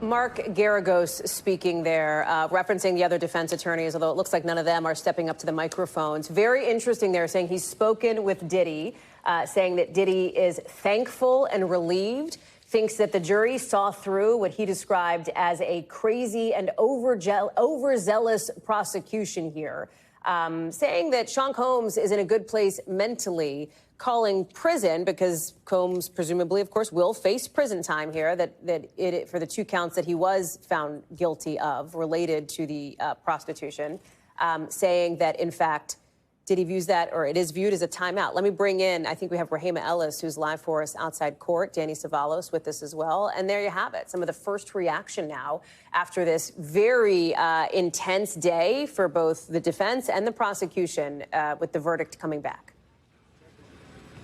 Yeah, Hallie, Mark Garagos, a well-known defense attorney. He was connected with the Menendez brothers trial, as you will know, out in California. And his daughter, Tenny Garagos, is one of the primary attorneys for the defense team of Sean Diddy Combs, calling himself a helicopter parent. He has been around this case on and off during the 7 to 8 weeks of the trial. He said himself he's a helicopter parent, so perhaps giving his daughter some advice on which direction they should go in terms of trying this case. But he said, and you heard him say, we have a jury system that works, and that the system of the prosecution, he said that they had overcharged this case. His analysis is that it should have never come to a federal court, and he is pleased, as well as the fact making the point that Sean Combs is pleased as well, because those most serious counts that he was charged with, he could have been facing life behind bars. That will not be the case in terms of these other 2 counts that he was found guilty of, the ones of transportation in order to pursue prostitution. Each one of those carries a 10-year sentence maximum. And if they were found together, I mean, if he was given the maximum on that, that would be 20 years. That's a lot less than life for a 55-year-old man. And the expectation is, as Danny has been saying, that he will not get 20 years in prison. So again, Mark Garagos saying that he is very happy. Sean Combs is happy. Apparently, though somewhat disappointed that he is not being released on bail while he waits for the sentencing in this case. The judge very quickly this afternoon, when that bail hearing came up about an hour ago or so, almost 2 hours ago at 5 o'clock, he quickly denied the defense team's request for there to be bail. And the prosecution saying that there had been evidence presented during the trial, and even an admission by the defense that Sean Diddy Combs was a violent man with a quick temper. And, excuse me, the prosecution saying essentially you should take him at his word, and therefore it is not enough to say that he sat during this trial, that he has been, according to the defense, a model prisoner since he was been in detention in Brooklyn since September. The judge was not buying it. Hallie? Rahima Ellis, thank you. Danny, let me go to you here, because you also heard Mark Garagos frame this as a colossal failure, as he put it, by the prosecution, given that Diddy was found not guilty on 3 counts, but guilty on 2. Is he correct? Yeah, full disclosure, Mark's a friend, but you can see why juries love him and why he's so good behind the mic, because he sums it up in a way that people can relate to. I mean, this was a common sentiment. It's not just Mark. I heard this from people covering the case, regular civilians who went to watch it, and attorneys. The general sentiment was that, Diddy has made a lot of mistakes, horrible mistakes, domestic violence mistakes, violent mistakes, but maybe federal court on racketeering charges and sex trafficking charges, maybe that wasn't the place for Diddy. And I've heard that sentiment over and over again. Mark just encapsulated it and summarized it, I thought, very well. And of course, he added the fact that we defense attorneys often raise. A lot of taxpayer money was spent on this prosecution. And by all accounts, given that most federal cases are full convictions, this was a loss for the government. In the time we have left, Danny, just briefly here, might there be some Monday morning quarterbacking on the part of the prosecution about whether they may have overreached here? Well, the federal government, government prosecutors, I don't know how much they do that. If they do, we'll never find out. It might be an internal meeting. But, I mean, I think the message is clear. Whether or not they do any soul searching, whether or not they think this was a righteous case still, I'm sure they do. They wouldn't have brought it if they didn't think it was righteous. So I don't know. I think it's probably on to business as usual. The next Wall Street prosecution, the next other celebrity prosecution in the Southern District, they're probably just going to move on. Danny Savalos, our NBC News legal analyst. A busy day for you, friend. Thank you for being with us with your expertise and your analysis as Diddy's family has now left court. We await, of course, that status update next week and Sean Combs' sentencing on those 2 counts in that mixed verdict, the least serious charges he faced, coming up at a point TBD. A lot more to get to here on the show, including a renewed push to solve a decades-old mystery, why researchers think they have a new promising lead on Amelia Earhart. Tonight, a team of researchers think they may finally have some answers to the decades-long mystery of what happened to Amelia Earhart, who vanished 88 years ago today on what would have been a historic flight around the world. Since then, nobody's been able to prove what happened to her, whether she crashed or went off the grid or whatever. The whole thing has set off a ton of investigations, expeditions, even some conspiracies. But some experts think they've cracked the case. Look at this picture here. Researchers think this may be Amelia Earhart's lost plane on a little remote island about 1,000 miles away from Fiji. They're now heading there on a new expedition because they think this location lines up with some other clues in the case. It matches her flight path and some of the radio calls she made for help. Our Tom Costello has more. Yeah, hey, Hallie, this has really got the Amelia Earhart world buzzing. So that photograph, it seems to show something in the lagoon on the island that everybody thinks that she probably did, in fact, crash on. Is that a piece of her plane coming out of the sand in the lagoon, or is that a coconut tree? But here's the deal. Most experts believe that this is probably where Amelia Earhart crashed in 1937, along with her navigator, Fred Noonan, because of other evidence, right? Later in that year, in 1937, a British team found what they thought were the remains of a campsite or a rudimentary campsite on that island. Also, they discovered in 1940 some human remains, which they think were probably the remains of a female. I find this fascinating. They found some bottles from the 1930s. They found a medicine bottle, and on the bottle you see the letters UCA Pharmacy or UCA Pharmacy. Well, she was from Toluca Lake, California. That's fascinating, right? It was just that much of it was legible. And then there was another medicine bottle of sorts. It was kind of a concealer for people who had freckles. She had freckles. She hated her freckles. They found at one point a woman's shoe on this island. And this is, as you suggested, very close to the flight path that she disappeared on and close to where all those radio signals would triangulate. So there is widespread agreement. This is probably where they crashed. But it is totally and was totally inhospitable, right? We're talking 100-degree temps. It is surrounded by shark-infested water. The coral reef around it is razor sharp. And if you suffer a cut from that from a coral reef, then you may have a serious infection. And of course, they had no antibiotics with them. So this is kind of really adding more fuel to the fire that this island, Nuka-Mororo, is in fact probably where they crash landed in 1937. So now Purdue University, which is the faculty alma mater for Amelia Earhart, is going to spend the money to send an expedition team back to that island. It's been over many times, but they never saw this piece. And maybe that's because it was submerged under sand, and then the tropical storm came through there and shifted the sand, and so that piece came up out of the sand and into the water. And now maybe the sand has covered it back up again. So they've got a lot of work to do. They're going to leave in November, and Purdue University says if they find the plane, they want to bring it back home to Purdue, since Purdue's foundation actually funded her plane, to build her plane for her around-the-world journey back in 1937. Fascinating story. Hallie, back to you. Man, what a tale. Tom Costello, thank you. And with that, that does it for us for this hour here on NBC News Now. I will see you Sunday on Nightly News and right back here on Monday. Thank you, as always, for watching. More coverage picks up right now. We thank you for watching. And remember, stay updated on breaking news and top stories on the NBC News app or watch live on our YouTube channel.